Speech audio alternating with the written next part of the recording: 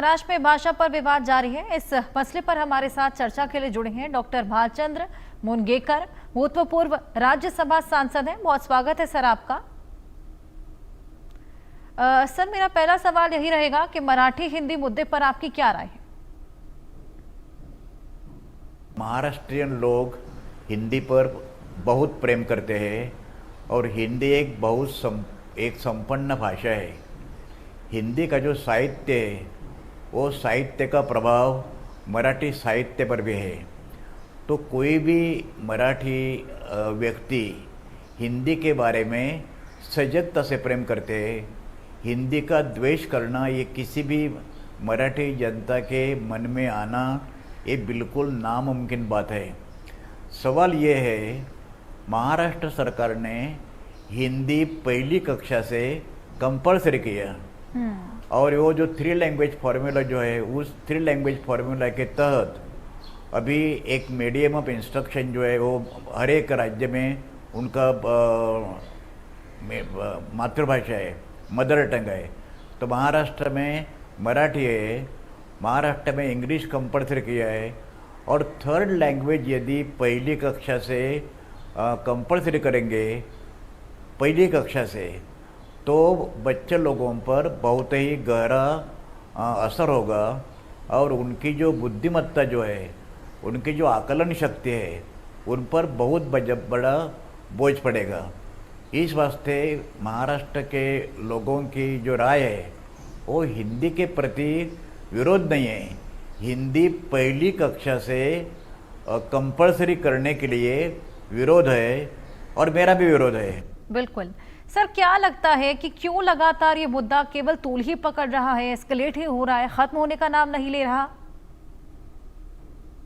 नहीं, इनके बारे में तो उन्होंने सरकार ने माशेलकर कमेटी ने जो रिपोर्ट लिखवाई थी वो पहली कक्षा से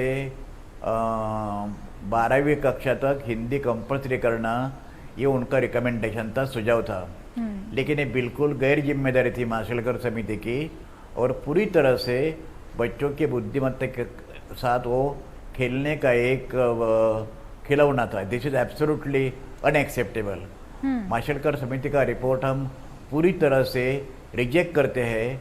हम समझते हैं कि वो रिपोर्ट की आवश्यकता नहीं है और सरकार ने ये रिपोर्ट पीछे भी लिया और सरकार ने डिक्लेयर किया सरकार ने कि पहली कक्षा से हम हिंदी कंपल्सरी नहीं करेंगे।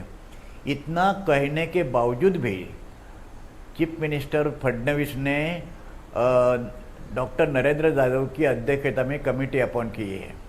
वो कमेटी माशेलकर कमेटी का अहवाल का स्टडी करेंगे।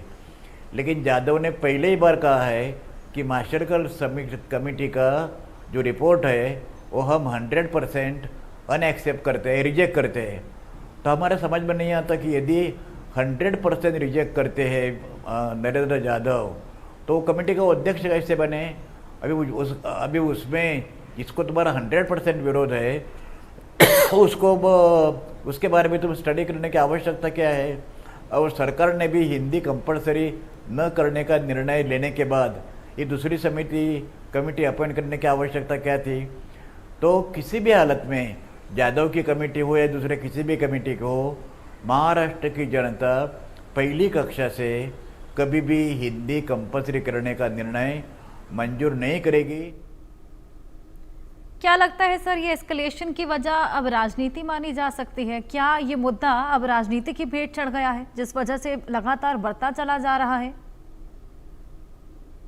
राजनीति तो अभी देखिए कि देश में राजनीति पहले से ही जो लोगों के जो असली सवाल जो है, जैसे कि बेरोजगारी है, भाववाढ़ है, आर्थिक विषमता है, खेती के प्रॉब्लम्स है, एजुकेटेड अनएम्प्लॉयमेंट है, उसके बारे में सरकार, केंद्र सरकार हो या राज्य सरकार हो, बिल्कुल सोचते नहीं है और ऐसे इशू के मामले में लोगों को हमेशा इन्वॉल्व करके रहते हैं। अभी फडणवीस सरकार को हम पूछना चाहते हैं, यदि माशेलकर समिति का रिपोर्ट रिजेक्ट करने के बाद और हिंदी कंपल्सरी न करने का निर्णय लेने के बाद यादव कमेटी अपॉइंट करने की आवश्यकता क्या थी? इसमें तो पूरी राजनीति है और यादव को भी यदि वो माशेलकर का रिपोर्ट पूरी तरह से असहमत है, रिजेक्ट करते हैं, तो उनको अध्यक्षता स्वीकारने की क्या आवश्यकता थी। और विरोधी पार्टियों का सब लोगों का यही कहना है कि सरकार इसमें राजनीति कर रही है। किसी भी हालत में सरकार को पहली कक्षा से बच्चों पर हिंदी थोपने का इरादा है और इसके नीचे सरकार राजनीति करती है। बिल्कुल, लेकिन सर एक और आरोप है कि जो हिंदी है उसके कंपल्शन को लेकर पहले उद्धव ठाकरे ने ही हिंदी को कंपल्सरी किया था। तो ना उन्होंने वो रिपोर्ट सदन में प्रस्ताव, और वो जो रिपोर्ट जो उद्धव ठाकरे जी जब चीफ मिनिस्टर थे उसी टाइम वो रिपोर्ट सबमिट कर गया, लेकिन वो रिपोर्ट उन्होंने एडमिट नहीं किया। वो रिपोर्ट सबमिट कर गया था, लेकिन वो कैबिनेट में मेरे ख्याल से उसको कैबिनेट को वो एक्सेप्ट नहीं हुआ और उसका उन्होंने इम्प्लीमेंटेशन नहीं किया। अब सर एक शिक्षा तज्ञ के तौर पर आप क्या कहेंगे इस पूरे मुद्दे को लेकर? इस मुद्दे पर जो मेरा, देखिए मेरा ताल्लुक शिक्षण कक्षा से, शिक्षण क्षेत्र से 40 बरस मेरा ताल्लुक है। मैं ये समझता हूँ कि लड़कों बच्चों को जितनी भी भाषा समझनी चाहिए, आनी चाहिए और पढ़नी चाहिए, उतनी भाषा बच्चों लोगों ने पढ़नी चाहिए और समझनी चाहिए। लेकिन भाषा आत्मसात करने का, समझने का एक उम्र होता है, और मेरे ख्याल से 5 बरस के जो बच्चे होते हैं जो पहली कक्षा में जाता है, उनकी उम्र 3 भाषा समझने की नहीं है। और इस वास्ते हम ये चाहते हैं, हिंदी पर तो मेरा बहुत ही प्रेम है, हिंदी के उपन्यास मैंने पढ़े हैं। मुंशी प्रेमचंद ये भारत के सबसे बड़े उपन्यासकार और साहित्यिक माने जाते हैं, उनके प्रति हम नम्र होते हैं। हिंदी के इतना प्रभावशाली साहित्य हिंदी का है, सवाल वो नहीं है। लेकिन हिंदी भाषा राष्ट्रभाषा नहीं है। हिंदी भाषा it is not the national language. Bharat के संविधान में 8 अनुच्छेद जो है, 8 अपेंडिक्स जो है, परिशिष्ट जो है, उसमें 8वें परिशिष्ट में हिंदी एक रीजनल लैंग्वेज है। जैसे कि गुजराती है, कन्नड़ है, मलयालम है, तमिल है, पंजाबी है, उसी तरह से।